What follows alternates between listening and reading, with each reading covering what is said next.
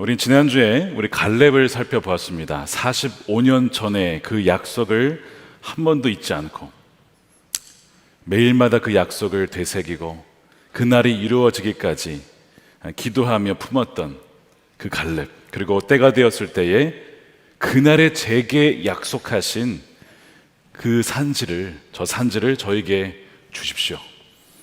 그랬을 때 하나님께서 갈렙과 그의 자손들에게 그 헤브론 산지를 주었습니다. 근데 오늘 본문에 보면 이 갈렙의 이야기가 좀 반대되는 이야기가 나옵니다. 갈렙이 그렇게 땅을 차지한 이후로 몇 년이 흘렀습니다. 그런데 그때까지도 여전히 땅을 유산으로 받지 못한 지파가 무려 7지파, 그러니까 한 60% 정도의 지파들은 아직도 그 땅을 유업으로 받지 못한 겁니다.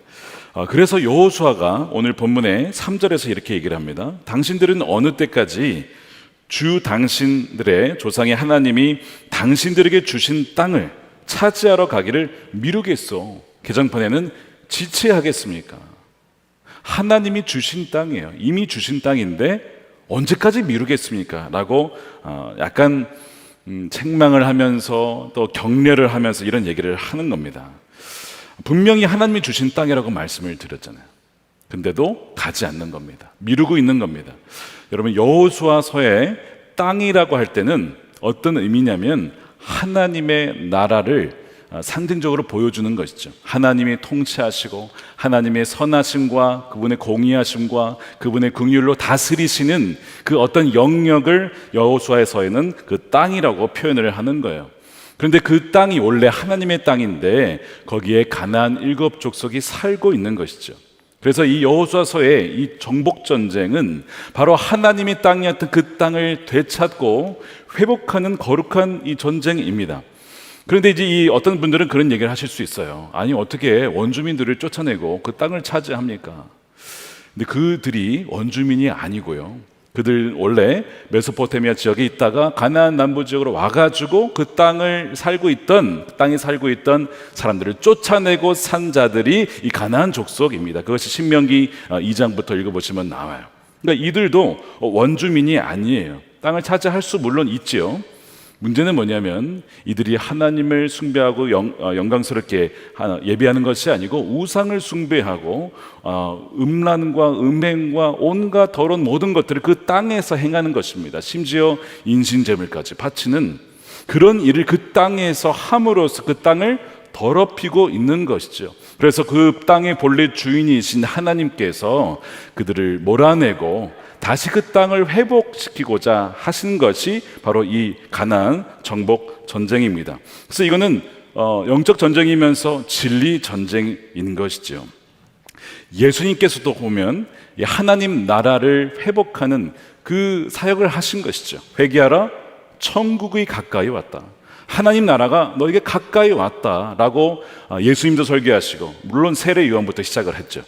그러면서 귀신 들린 사람을 쫓아내셨어요. 그 귀신 들린 그 영혼은 본래는 영혼도 땅이죠. 하나님이 통치하시는 사람인데 불법적으로 귀신이 점령하고 그 영혼을 사로잡고 있는 거예요. 그러니까 그 영혼을 쫓아냄으로써 그 땅을 본래 하나님의 땅으로 회복시킨 것이죠. 또한 율법이나 이런 거짓된 것으로 이렇게 막 억눌려 있던 이들에게 진리를 선포하시고 복음을 들려주셔서 그들로 하여금 진리로 자유케 하는 일. 그러니까 예수님의 사역 모두가 뭐냐면 하나님의 나라 그 땅을 회복하는 사역이었고, 제자들도 마찬가지입니다. 복음 들고 가서 두루 다니며 복음을 증거하며 예수님이 하셨던 그 사역을 동일하게 감당합니다. 사도행전 보십시오. 마지막에 어떻게 끝납니까? 사도 바울이 하나님의 나라를 선포하고 가르치며, 그러니까 계속 하나님 나라에 대한 말씀이 나와요.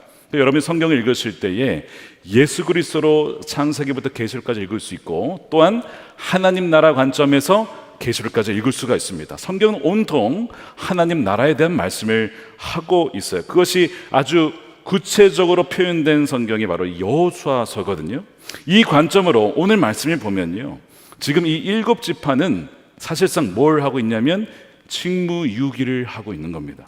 본인들에게 하나님이 주신 사명, 땅을 차지하고 회복하라는 사명을 감당치 않고 지금 머뭇거리며 차일피일 미루고 있는 것이죠.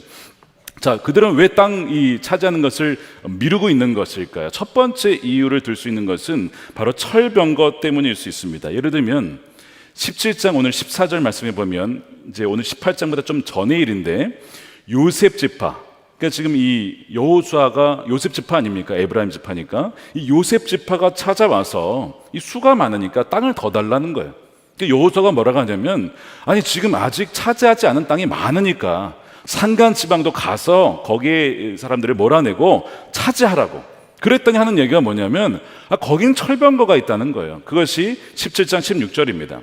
그 산간 지방은 우리에게 넉넉하지 못하고 골짜기 땅 벳산과 변두리 마을과 이스라엘 골짜기에 사는 가나안 사람들에게는 다 철병거가 있습니다. 철병거가 있기 때문에 우리는 점령할 수 없다는 그런 이야기를 하는 거예요. 여러분, 철병거가 뭐냐면 전차의 양쪽의 바퀴에 낫이 달려 있어서 와 돌면서 지나가면 사람들을 마치 추수하듯이 싹 쓰러뜨리는 아주 무서운 병기죠. 그 사람들이 그것만 보면 두려워 떠는 것은 어떻게 보면 당연한 일입니다. 철병거가 있다는 것은 사실은 그것을 점령하기가 굉장히 어렵다는 뜻이죠. 두려움이 밀려오는 거예요. 오늘 본문 3절에 어느 때까지 미루겠냐라고 하는 이 미루다의 의미에는 주저하다도 있고 약하여 무기력하게 있다라는 뜻이 있습니다. 여러분들 중에 내가 왜 이렇게 무기력하게 이렇게 주저앉아 있지? 지금 이 상태에 있는 것이죠. 이 단어가 스바냐서 3장 16절에는 어떻게 쓰였냐면 이렇게 되어 있습니다. 시온아 두려워하지 말아라. 힘없이 팔을 늘어뜨리고 있지 말아라. 그렇게 얘기를 하는 거예요. 두려워하지 말아라. 힘없이 팔을 늘어뜨리고 나는 글렀어. 내 인생은 끝났어. 내가 뭘 하겠어. 너무 두려워. 철병거가 있어. 뭐 그런 상황 때문에 이 7지파가 머뭇거리는지도 몰라요. 분명히 6지파는 그것 때문에 지체했거든요. 그런데 이 7지파가 그들이 지금 미루고 있었던 분명한 이유는 나태함 때문입니다.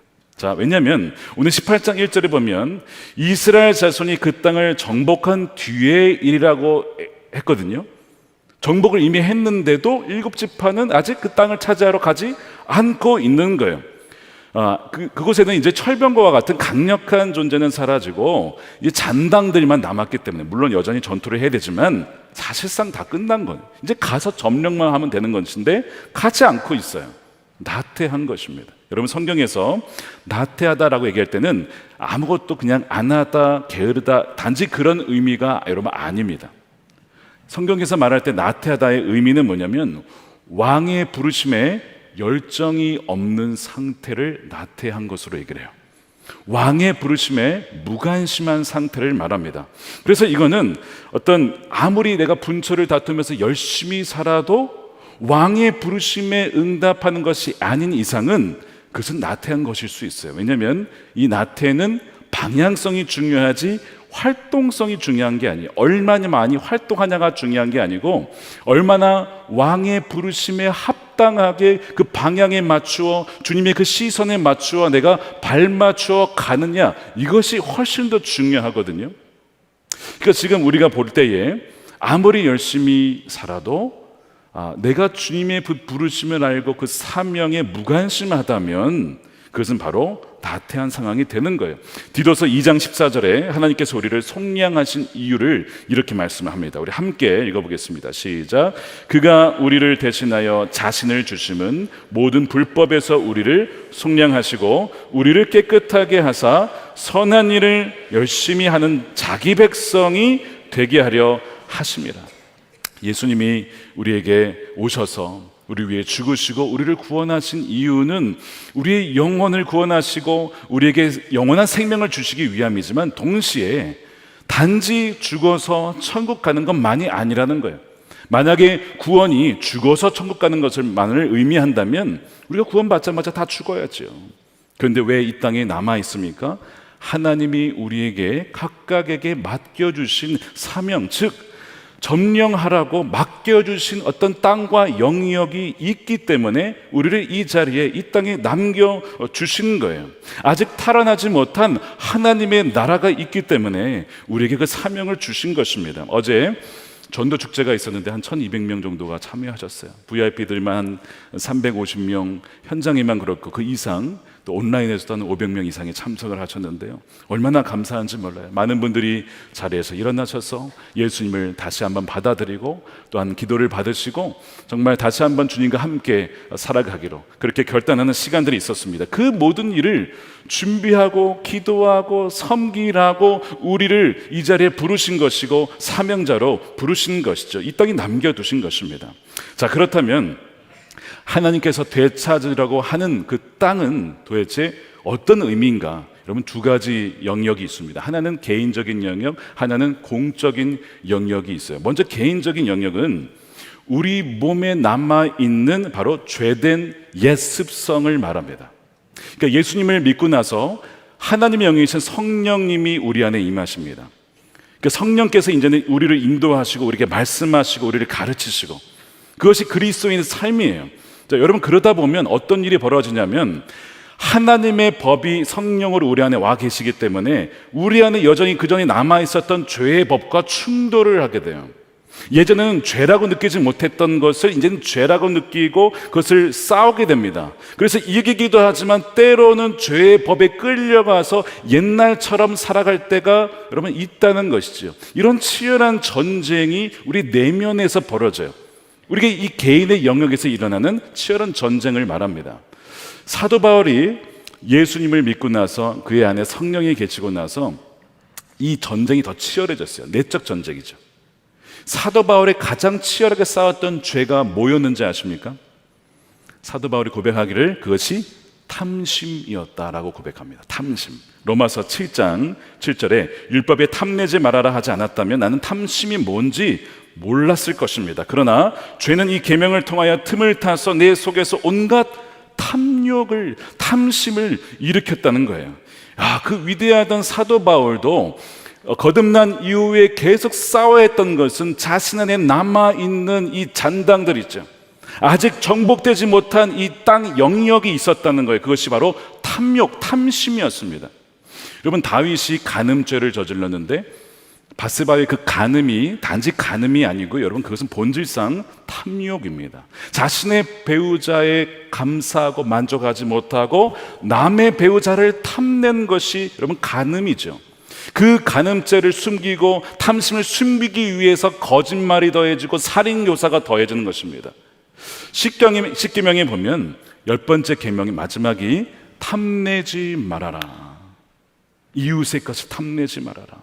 그게 마지막 계명이에요. 근데 다시 거꾸로 올라가서 첫 계명이 뭐죠? 나 외에 다른 신을 섬기지 말아라. 여러분, 이것도 탐심입니다. 하나님만으로 만족하지 못하고 다른 우상들을 동시에 하나님도 섬기고 우상도 섬김으로써 내 안에 욕구를 채우고자 하는 탐심이죠. 그러니까 십계명 전체는 다 뭘 경고하고 있냐면 탐심을 경고하고 있어요. 이것이 사도 바울이 싸웠던 그의 내면 안에 남아 있었던 그가 정복해야 될 땅이라는 것입니다. 물론 이미 예수님과 함께 십자가에서 죽었기 때문에 그 땅은 이미 주님이 주신 땅이에요. 그런데 잔당들이 남아 있기 때문에 날마다 죽노라, 십자가에서 난 죽었습니다 고백하면서 이제 그것을 싸우게 되죠. 여러분들에게는 어떤 고백이 있습니까? 그러니까 이제 막 너무 어떤 날은 이게 너무 심하니까요. 뭐라고 고백하냐면 로마서 7장 23절에 내 지체에는 다른 법이 있어서 내 마음의 법과 맞서 싸우며 내 지체의 죄의 법이 나를 포로로 만드는 것을 봅니다. 이 죄의 설이 너무 센 거죠. 나는 비참한 사람입니다. 나는 공고한 사람입니다. 누가 이 죽음의 몸에서 나를 건져 주겠습니까? 그러니까 예수님을 닮지 못하게 하는, 또한 예수님을 닮지 못하고 여전히 세상을 닮아 있는 그의 어떤 내면의 성품과 습성이 사도 바울에게도 남아 있었다는 거예요. 그러면서 사도 바울이 로마서 13장에서는 이 로마 교인들에게, 우리 성도들에게 이런 얘기를 하죠. 밤이 깊고 낮이 가까이 왔습니다. 그러므로 우리는 어둠의 행실을 벗어버리고 빛의 갑옷을 입읍시다. 호사한 연애와 술 취함과 음행과 방탕과 싸움과 시기에 빠지지 맙시다. 주 예수 그리스도로 옷을 입으십시오. 정욕을 채우려고 육신의 일을 꾀하려 하지 마십시오. 지금 누구에게 말하는 겁니까? 그리스도인들에게, 로마의 그리스도인들에게, 무슨 얘기냐면 예수를 믿고 거듭났지만 여전히 육신에 남아있는 아직 정복되지 못한 옛날 그 습성이 남아있다는 거예요. 여러분들은 어떤 영역이 남아있습니까? 탐심을 비롯해서 음행과 싸움과 방탕이 혹시 남아있지는 않습니까? 정말 이 죄와 싸우면서 히브리서 표현에 의하면 피 흘리기까지 싸우고 있습니까? 아니면 나태하게 머물러서 그거는 불가능해, 철병가가 있어서 안 돼, 그렇게 머뭇거리며 지체하고 있습니까? 그러니까 이 일곱 지파, 이렇게 미루고 있는, 지체하고 있는 이 일곱 지파는 누굽니까? 우리를 말하고 있는 것인지도 몰라요. 지금 우리의 모습, 그냥 원래 그냥 그것은 그렇게 둬야 돼 라고 생각하는 우리의 모습, 언제까지 하나님이 주신 땅을 차지하러 가기를 미룰 겁니까? 라고 하는 여호수아의 말씀은 바로 오늘 말씀을 통해서 주님께서 지금 우리에게 주시는 말씀이라는 것이죠.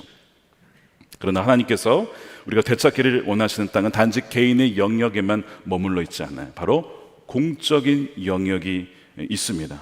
바로 이 가나안 땅으로 상징되는 우리가 살아가는 이 세상의 정치, 경제, 문화, 미디어, 이 모든 영역이 하나님이 다스리시는 하나님의 가치관과 세계관으로 변화되기를 주님은 원하신다는 거예요. 그래서 이 가나안 일곱 족속을 비유해서 우리 사회의 공적 영역을 일곱 가지로 나눌 수가 있습니다. 이렇게 나눌 수가 있겠습니다. 가정, 교육, 언론과 미디어, 과학기술, 문화예술, 경제, 정치입니다. 이 영역으로 쭉 나눠보면 교회도 물론 하나의 영역으로 둘 수 있어요. 종교라는 영역으로. 그러니까 이스라엘을 바로 교회로 상징하는데, 이스라엘은 하나님이 택하신 나라죠. 그런데 그들도 결국에는 그 세상과 같이 나중에는 변해갑니다.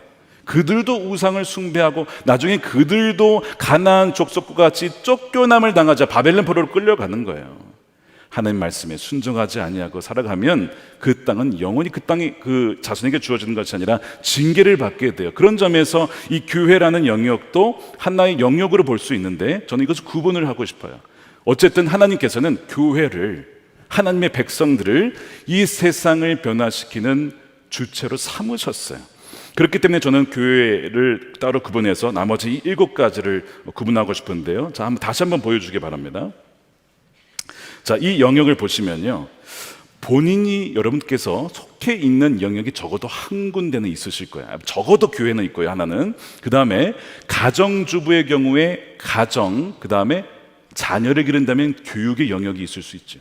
그러니까 내가 속한 그 영역에 불법적으로 하나님을 대적하는 무리들이 이해한 일은 없느냐, 그 일을 위해서 나를 그 영역에 부르셨고 내가 감당해야 될 일은 무엇이냐, 여러분 생각하셔야 됩니다.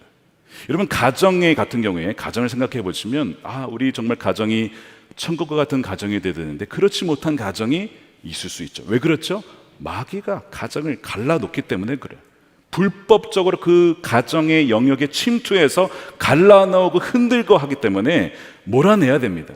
근데 그것을 돕기 위해 우리 교회에서 마련한 게 뭐예요? 행복 플러스입니다. 5월 22일부터 24일까지 여러분 오늘까지 접수가 마감이 되겠습니다. 전 연령대가 참여하실 수가 있는데요. 여러분 그렇게 가정의 영역에 하나님 나라가 회복되기를 그렇게 우리가 기도해야 되죠. 또한 문화예술은 어떻습니까?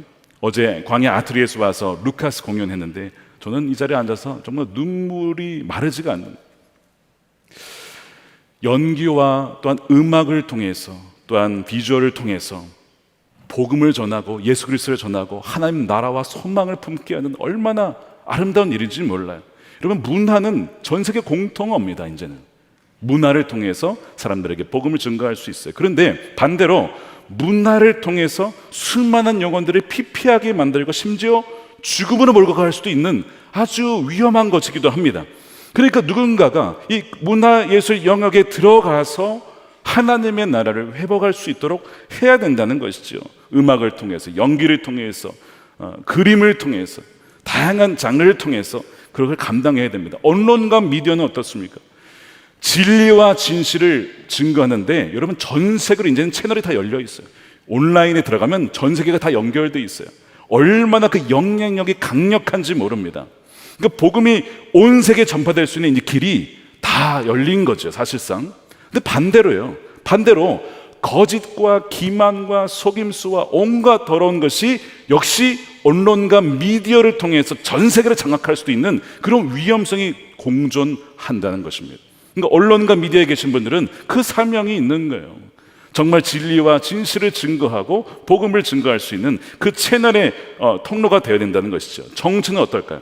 말할 것도 없죠. 여러분, 법을 하나 세우면 그 영향력이 얼마나 센지 아십니까? 선한 법을 세우면 그만큼 더 많은 이들이 그 선한 영향을 받는 거죠. 악한 법은요, 그 악한 법 때문에 많은 사람들이 피해를 보게 됩니다. 최근에 유기성 목사님과 저하고 지역의 국회의원을 만났어요. 찾아오셔서 만났습니다. 보좌관들이 같이 쭉 오셨는데요, 만났을 때 유기성 목사님께서 그 의원분께 평등법에 대한 기독교와 교회의 입장을 전했습니다.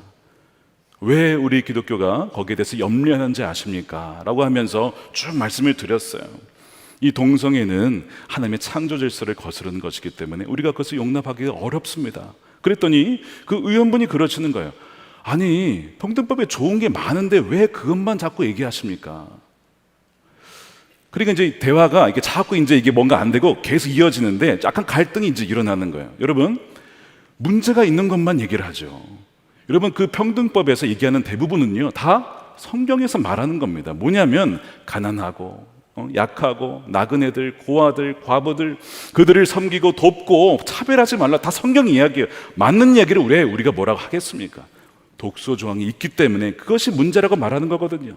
요리를 할 때에 야채를 주문하고 고기를 주문했어요. 딱 봤는데 다 괜찮은데 고기가 좀 상했네. 그럼 어떻게? 그것만 얘기하는 거죠. 그것만. 당연히 그것만 얘기를 하죠. 그 자꾸 왜 그것만 얘기하냐 이거예요. 그러니까 분위기가 약간 살벌해지면서 텐션이 생기면서 저와 목사님이 계시고 그분과 보좌관이 있는데 이 분위기가 그러다가 계속 얘기할 수밖에 없었던 것은 그만큼 이 영향이 너무 큰 겁니다. 단지 정치 문제가 아닙니다. 그것이 풀리면 경제, 사회, 문화, 교육 모든 삶의 영역에 영향을 미쳐요. 저는 2015년에 미국 그 대법원의 동성애 판결이 있을 때 미국에 있었잖아요.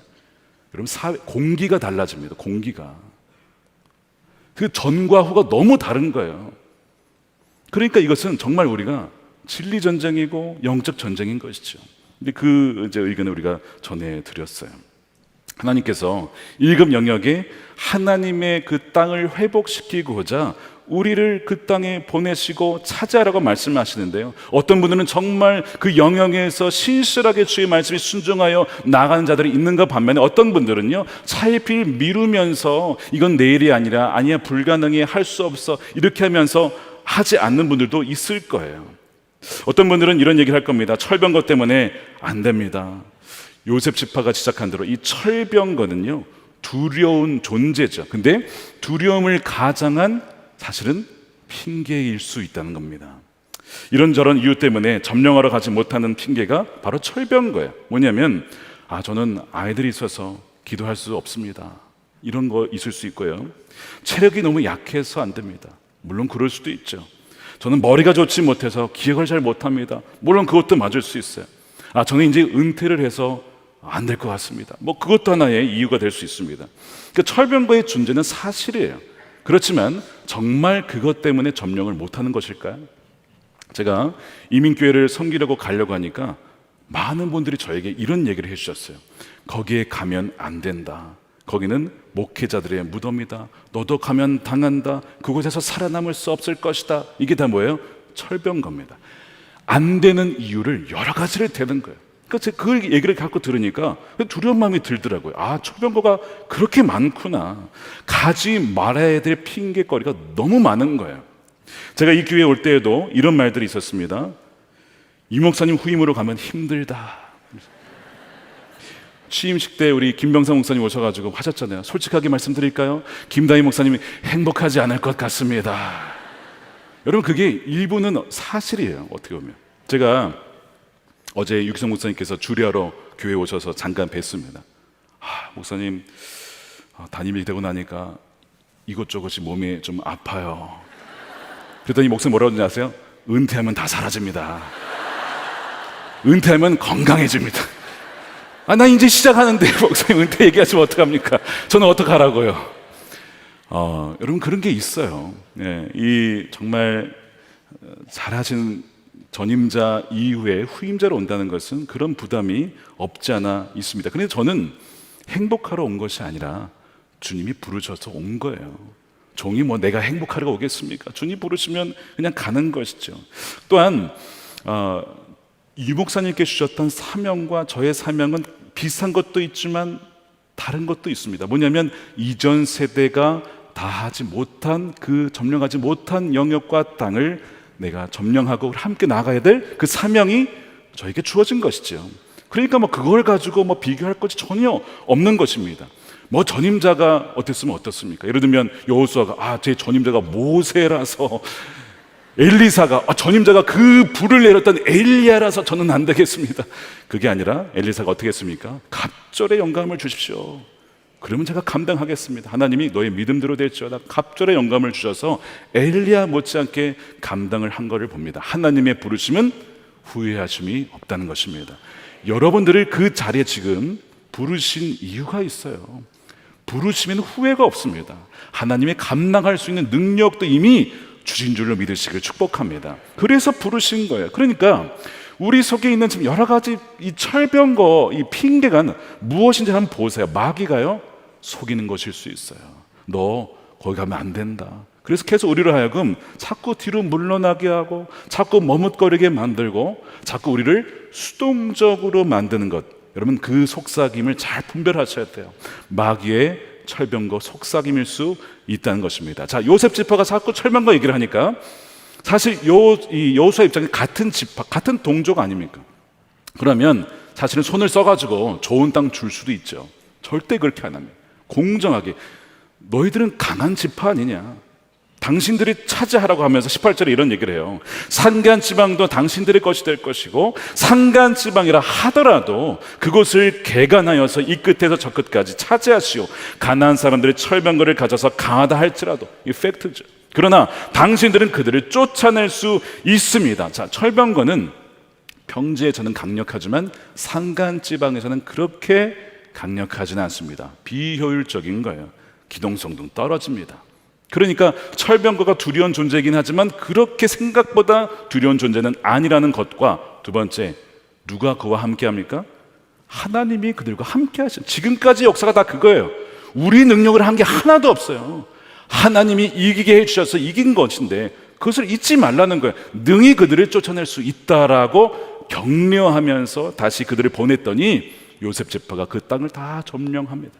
그 넓은 땅을, 북부 지역을 이 에브라임과 므낫세 지파가 차지를 하게 돼요. 사랑하는 여러분, 철병거 때문에, 뭐 때문에 안 된다라고 하는 그 모든 생각을 사로잡아서 우리 주 예수님께 복종시키기를 바랍니다.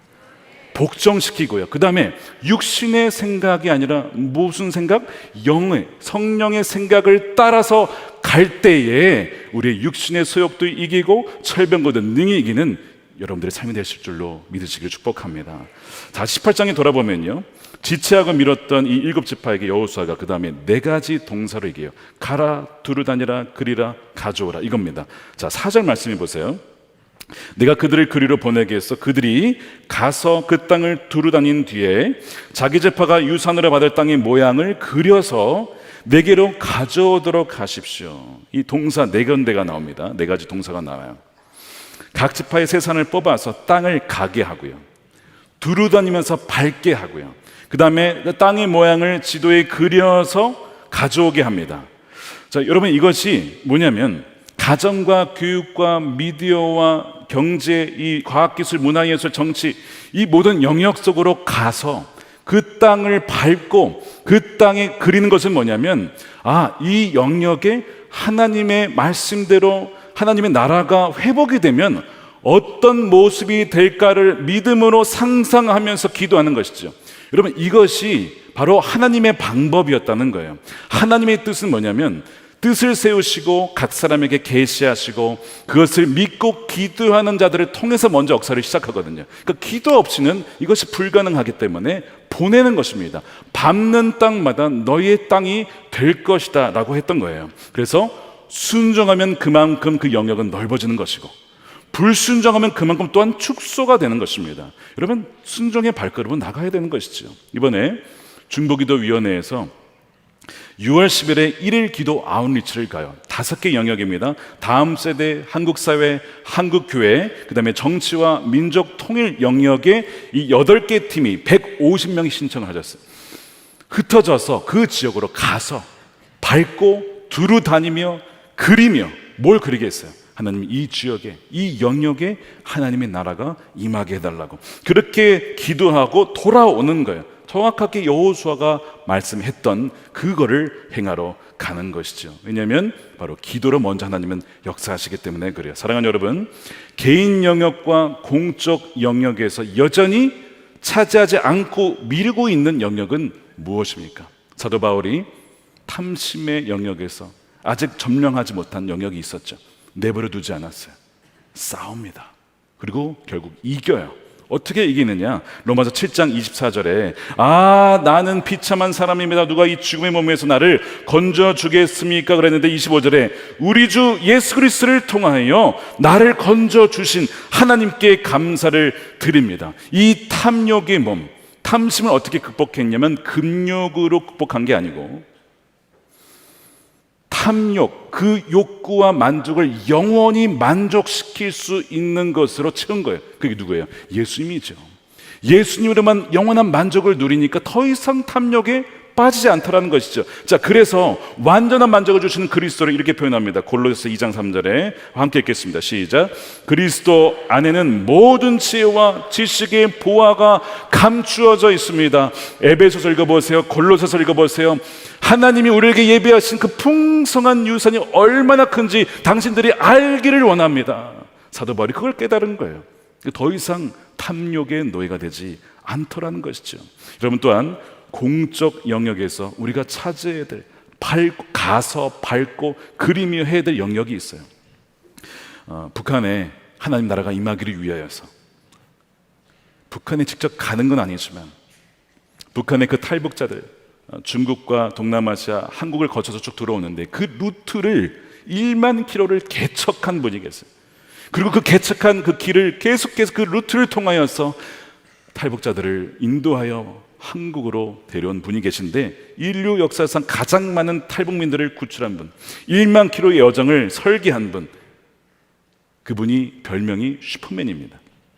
그분이 계신데요, 북한의 암살 위협을 당해요. 그럼에도 불구하고 그 목숨이 위험에도 불구하고 수많은 이들을 지금도 구출하기 위해 다니고 있어요. 그분에 대한 이야기가 쓰여졌는데 1만 킬로미터라는 책입니다. 한번 읽어보시면 좋겠어요. 1만 킬로미터. 지난주에 어떤 분이 저에게 선물해 주셔서 읽어보았는데요, 수많은 탈북자들의 그리고 그 슈퍼맨의 그 구출 여정이 거기에 담겨 있습니다. 예를 들면 금철이라고 하는 청년 이야기가 나와요. 중국에서 꽃제비 생활을 하다가 이 슈퍼맨을 만나고 복음을 듣고 예수님을 영접하게 되었어요. 많은 분들은요, 복음을 들으면 한국으로 가고 싶어 합니다. 대부분 그래서 한국으로 들어오시게 돼요. 근데 이 금철이는 복음을 듣고 나서 북한으로 들어가겠다는 거예요. 왜 그러냐? 복음을 듣고 나서 보니까 북한의 이 예수님을 알지 못하는 수많은 주간들이 너무 많으니까 그들만 생각하면 눈물이 마를 날이 없다라는 거예요. 그래서 나는 북한으로 다시 들어가서 복음을 증거하겠다. 그러면 슈퍼맨이 말리는 거예요. 가면 죽는다. 지금 들어가면 안 된다. 그렇게 말린 거죠. 근데 어느 날 중국에서 함께 기도를 하는데 하나님의 환상을 보여주시는 거예요. 중국 다롄과 그 금철이와 그 북한 지역의 빛을 쫙 비춰준 환상을 봐요.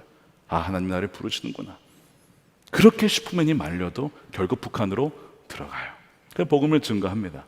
근데 오랜 동안 연락이 안 되고 끊겼어요.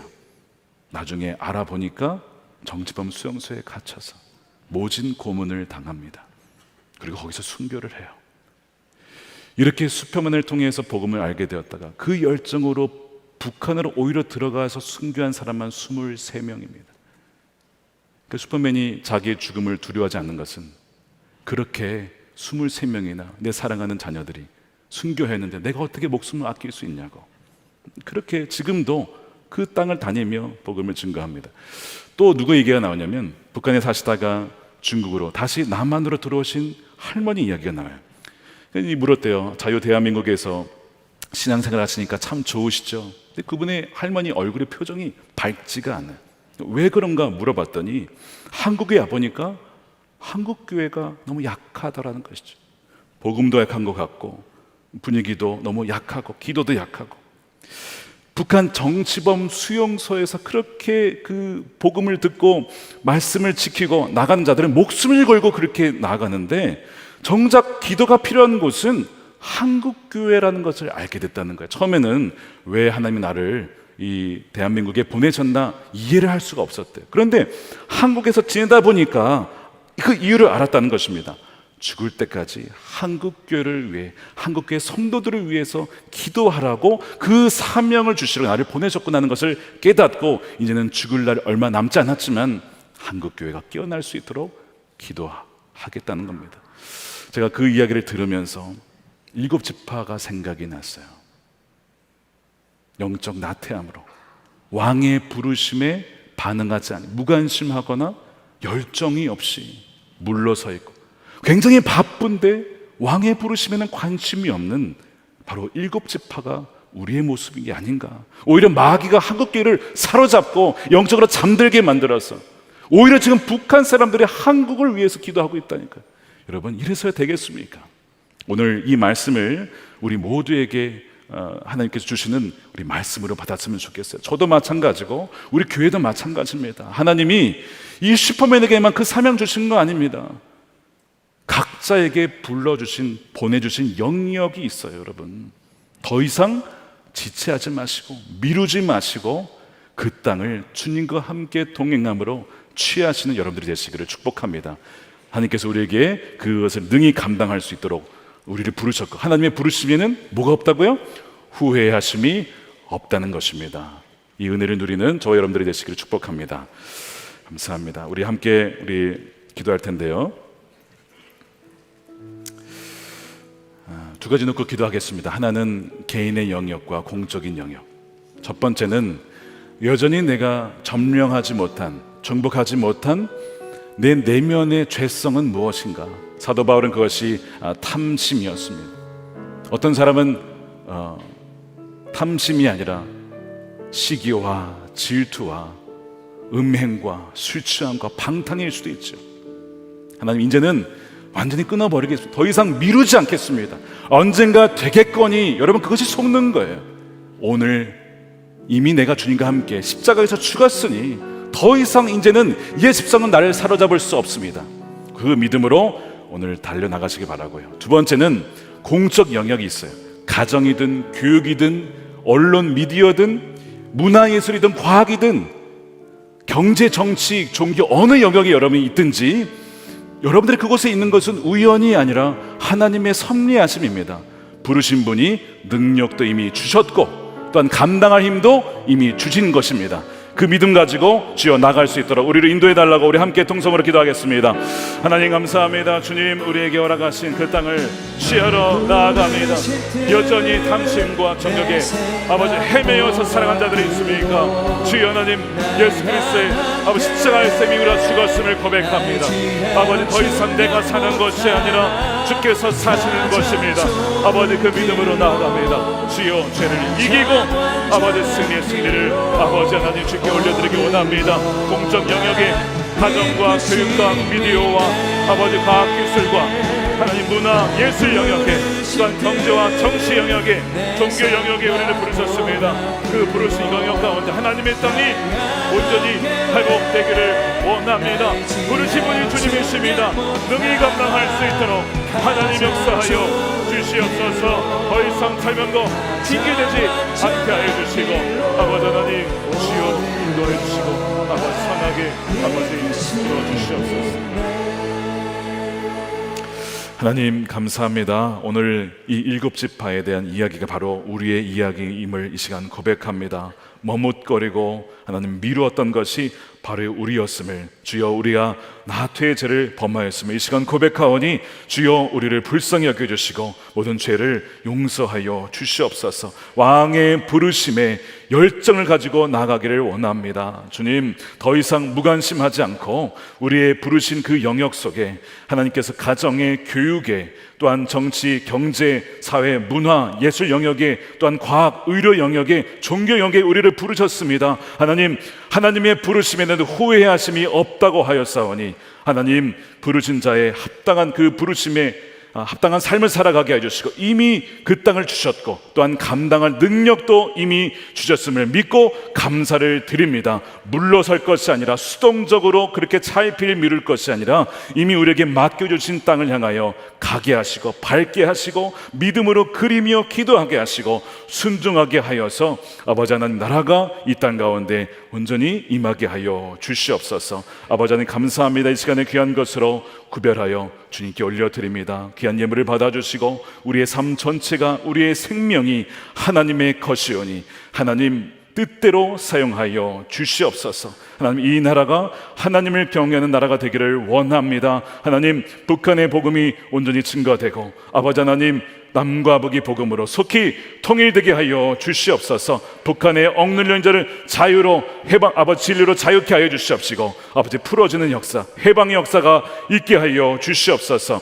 땅 끝까지 복음이 증거되는데 막혀있는 문들이 활짝 열리게 하여 주시고 돌파가 일어나게 하여 주시옵소서. 선교사님들에게 새 힘을 날마다 감당케 하여 주시옵시고 우리 모두가 함께 기도와 물질로 연합함으로 주님이 오신 그 날을 맞이할 수 있도록 주여 역사하여 주시옵소서. 감사하며 우리 주 예수 그리스도의 이름으로 기도드립니다.